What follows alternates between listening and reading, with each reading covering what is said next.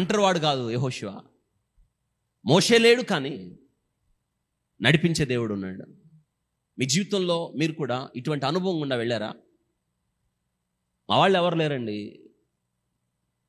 నన్ను ఆదరించేవారు లేరండి, మాకు అండగా ఉండాల్సిన నా భర్త చనిపోయాడండి, ఇంటిని సరిదిద్దిన నా భార్య చనిపోయిందండి, నా వారు లేరు, నా బంధువులు లేరు, ఎవరు లేరండి, ఒంటరితనం. అందుకే దేవుడు అన్నాడు, మోషేకు తోడై ఉన్నట్టు నీకు కూడా నేనున్నాను అంటాడు. ఇంకేం కావాలి?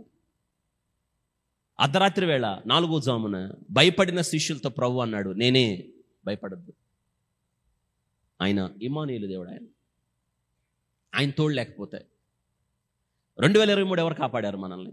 ఎవరు భద్రపరిచారు? ఎవరు సంరక్షించారు? కీడుల నుండి ఎవరు తప్పించారు? అదుగో వచ్చేసింది కరోనా అన్నాడు, రాలేదు, నిన్నేం చేయలా. మాస్క్ లేకుండా కూర్చున్నాం ఇక్కడ, భయం లేదు. ఒకనప్పుడు బయటికి రాకుండా మాస్క్ వేసుకొని తలుపులో గుండా బయటకు చూసిన నీకు ఈ ధైర్యం ఎక్కడది? నేను మోషేకు తోడై ఉన్నట్టు మీకు కూడా భయపడకండి. మీ ముందు ఏ యోర్దాను ఎదురైనా, ఎంత కష్టకాలం ఎదురైనా మనం ఆలోచించండి, దాన్ని దాటాలి, దాటి ముందుకు వెళ్ళాలి. వినండి, ఒక యోర్దాను దాటితే విశ్వాస జీవితం అయిపోలేదు, ఇంకొక యోర్దాను ఉంది. విశ్వాస జీవితంలో ఒక యోర్దాను నుంచి ఇంకొక యోర్దాను, ఒక యోర్దాను నుంచి ఒక యోర్దాను దాటుతూ వెళ్ళాలి. It's a challenging. క్రైస్తవ జీవితం ఏంటంటే సవాల్తో కూడిన జీవితం. యోర్దాను చూసి భయపడద్దు. ఎందుకో తెలుసా? యోర్దాను నువ్వు భయపెట్టాలి, ఎందుకంటే దేవుని సన్నిధి నీతో ఉంది కాబట్టి. భయపడితేలా? భయం మీ కణంలో ఉండకూడదు. మనం అంటామే, భయం మా ఇంట వంట. ఆ డైలాగ్ కాదు, ఈ డైలాగ్ చెప్పాలి. అనవసరమైన డైలాగ్ కాదు. నువ్వు క్రీస్తుతో ఐక్యపరచబడినప్పుడు, యేసు క్రీస్తు రక్తము ద్వారా కడగబడ్డప్పుడు చచ్చాం మనం పాపం ద్వారా. ఇప్పుడు క్రీస్తులో మేము నిలబడ్డాం, మాకు భయమే లేదు. ఎన్ని యోర్దాన్లు ఎదురైనా మేము ఒంటరి వాళ్ళమైనా మేము గెలిచి తీరుతాం. ఎందుకంటే మాకు విజయాన్ని ఇచ్చేది దేవుడు. మనసం మాతో ఉంది, దేవుని సన్నిధి మాతో ఉంది, దేవుని వాక్యం మాతో ఉందని చెప్పాలి. వింటున్నారా? యెహోషువ ఈ శ్రేష్టమైన సమయంలో ఆలోచిస్తూ ఉన్నాడు, ఏం చేయాలి. యోర్దాను ముందు నిలబడ్డాడు, వేకుజాము లేచాడు, దేవుడు మాట్లాడాడు, నేను నీకు తోడై ఉన్నాను అని. వింటున్నారా? అందుకే యెహోషువ వెంటనే చాటింపేయించాడు అక్కడ ఉన్న వాళ్ళందరితో. పెద్దల ఊర్లోకి వెళ్ళి 20 లక్షల మందితో ఏం చెప్పారు తెలుసా? హలో, మనం యోర్దాను దాటబోతున్నాం. ఎంత బాగుందండి. నీవు ఏదైతే సమస్యతో ఉన్నావో, ఏ కష్టంతో అయితే ఉన్నావో, దాన్ని నువ్వు గెలవబోతున్నావు, అధిగమించబోతున్నావు, సాధించబోతున్నావు. నువ్వు కాదు, నీతో ఉన్న దేవుడు. నువ్వు కాదు యుద్ధం చేస్తావు, నేను యుద్ధం చేస్తాను. Battle is the Lord's. Jehovah యుద్ధం. యుద్ధం ఎవరిది? నువ్వు కాదు. నువ్వెందుకు భయపడతావు? భయపడ్డానికి కాదు దేవుడు మనల్ని ఇక్కడ తీసుకొచ్చాడు. భయపడ్డానికి కాదు. 2023 భయాలు ఈ సంవత్సరం నీతో ఉండటానికి వీల్లేదు. 2023 మన సవాళ్ళని ఏం భయపడద్దు. జీవితంలో ఏదైనా భయపడాల్సిన అవసరం లేదు.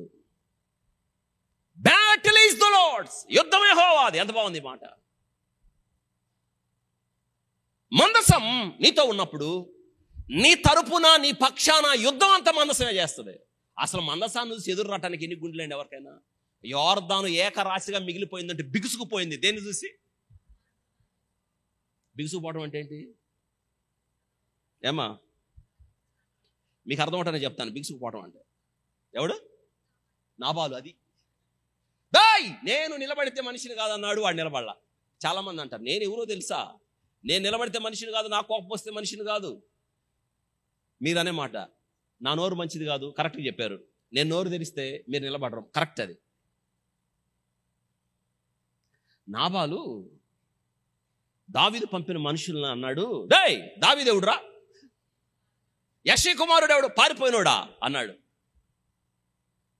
ఈ సంగతి వెళ్ళి వాళ్ళు చెప్పారండి, అయ్యా వాడెవడు పనికి మాలినోడులా ఉన్నాడు, వాడి మొరటోడులాగా ఉన్నాడు. నేను మొన్న ప్రార్థనకి వెళ్ళా ఒక దగ్గరికి, వాళ్ళ ఇంట్లో వాళ్ళు ఒకళ్ళు వచ్చారు ప్రార్థన చేయమని. వద్దాం అనుకున్నా. ఆ ఇంట్లో నువ్వేమవుతావు అన్నా. నేను వాళ్ళ అబ్బాయిని అన్నాడు. ఆదివారం ప్రార్థనకు రండి అంటే అంటున్నాడు, నేను రాను సార్ అన్నాడు. ఒరి ఈడేవుడ్రా బాబు అనుకున్నా నేను. నాతో డైరెక్ట్గా అండి, ఏమడుగుతాం? బాగున్నారండి? బాగున్నాం. ఆదివారం ప్రార్థనకు రా అన్న. ఏమంటున్నాడు? మొహమాటానికి కూడా సరేలేండి సార్ అన్నది. ప్రార్థనగా రా అంటే నేను రాను సార్ అన్నాడు. ఏమనాలి?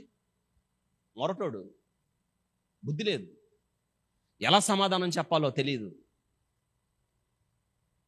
అవునండి, ఆ రోజు నాబాలు కాదు, ఈరోజు ఎంతమంది నాబాలు ఉన్నారు చూడండి. దావీదు పంపిన మనుషులతో అన్నాడు, పోండ్రా, దావీదు ఎవడు, యెష్షయి ఎవడో అన్నాడు. వెళ్ళి చెప్పారు, అంతే. 400 మందితో దావీదు అన్నాడు, మగాడు అక్కడ ఉండటానికి వీలు. ఈ సంగతి అబీగలకు తెలిసింది. దావీదు కాళ్ళు పట్టుకొని బతిమలాడయ్యా, ఆ తప్పును నా తప్పుగా నీకు తెలియదయ్యా, మొరటోడు, ఏం మాట్లాడుతాడు తెలియదు, వాడు తాగుతాడు, క్షమించయ్యా, నువ్వు కోప్పడితే ఎట్టయ్యా, నీ దాసురాలని కాళ్ళు పట్టుకుంది. ఎవరి కాళ్ళు? కత్తి అవతల పడేసి అన్నాడు, నువ్వు రాకపోతే ఈ దినాన దేవుడు నిన్ను పంపి రక్తపాతాన్ని ఆపాడు, చంపేసేవాడిని అందరిని అన్నాడు. పాపం ఆయన కోపం చల్లార్చి ఇంటికి వచ్చింది.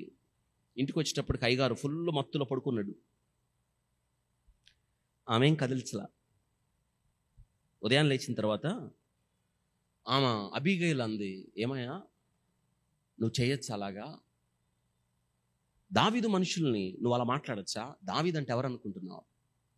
అతడు ఈ కర్మేలు ప్రాంతంలో ఉన్నప్పుడు మనం ఏది పోగొట్టుకోలేదు. అతడు మన చుట్టూ ప్రాకారంగా ఉన్నాడు.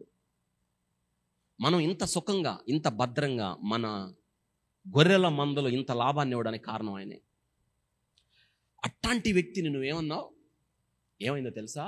ఆయన కత్తి పట్టుకొని వస్తుంటే ఎక్కడ చంపుతాడో నీ మీద నేను వెళ్ళి కాళ్ళు పట్టుకున్నాను అనగానే అమ్మో అనే బిగుసుకుపోయాడు.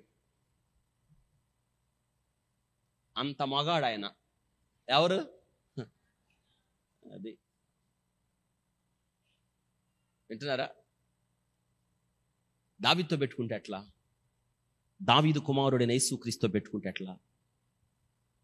అంతే అండి, బిగుసుకుపోయాడు. అవయవాలు పనిచేయటంలా, చూపు పట్టే మిగిలింది, మాటలేదు, పడిపోయింది.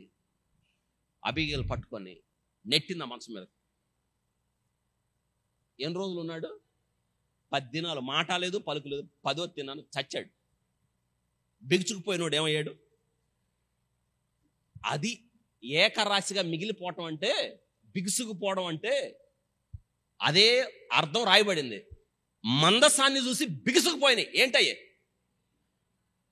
మీతో దేవుడు ఉంటే మీ సమస్య మీ దగ్గరికి రాదు, బిగుసుకుపోద్ది. అలాగా మిమ్మల్ని పోనిచ్చిద్ది, నీ మీదకి రాదు. యుద్ధం యెహోవాది.